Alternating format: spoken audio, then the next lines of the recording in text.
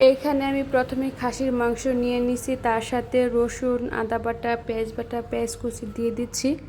এইখানে আমি রসুনের কোয়া এবং রসুন বাটাও ব্যবহার করছি। এখন মরিচের গুঁড়া, তেজপাতা, ধনিয়া এগুলা দিয়ে দিচ্ছি। সব ধরনের মশলা দিয়ে দিব আমি। খাসির মাংসে আমি পরিমাণ মতো লবণও দিয়ে দিলাম। সব কিছু দেওয়া হয়ে গেছে, এখন আমি মাংসটা হাত দিয়ে ভালো করে মাখিয়ে নিব।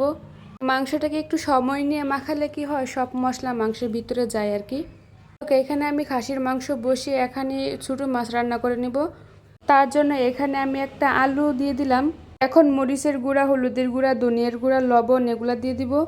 সাথে কাঁচামরিচ, পেঁয়াজ কুচি এগুলোও দিয়ে দিছি।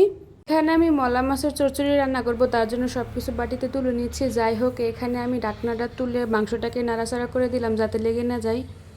আমি রান্না করব আরও কলমি শাক, তার জন্য এখানে পেঁয়াজ কুচি, রসুন কুচি দিয়ে দিছি। এখন শাকটাও ঢেলে দিছি।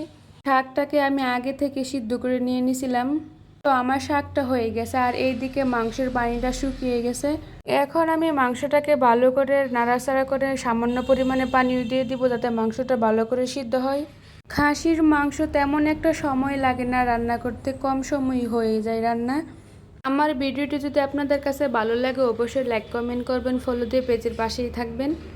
আর এইখানে বাটিতে তুলে রাখা সব উপকরণ মাছের সাথে এখন কড়াইতে দিয়ে দিলাম। সামান্য পরিমাণে তেল দিয়ে এখন মাখিয়ে নিব ভালো করে। এই কড়াইতে মেন রান্না করার কারণ হলো এই কড়াইতে তেমন একটা লাগে না, তার জন্য এই কড়াইতে রান্না করা হইতেছে।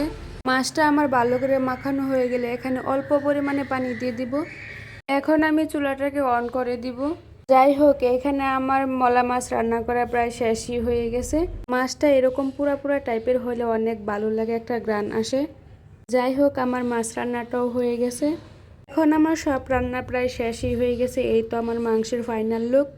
ভিডিওটি দেখার জন্য আপনাদের সকলকে অসংখ্য ধন্যবাদ।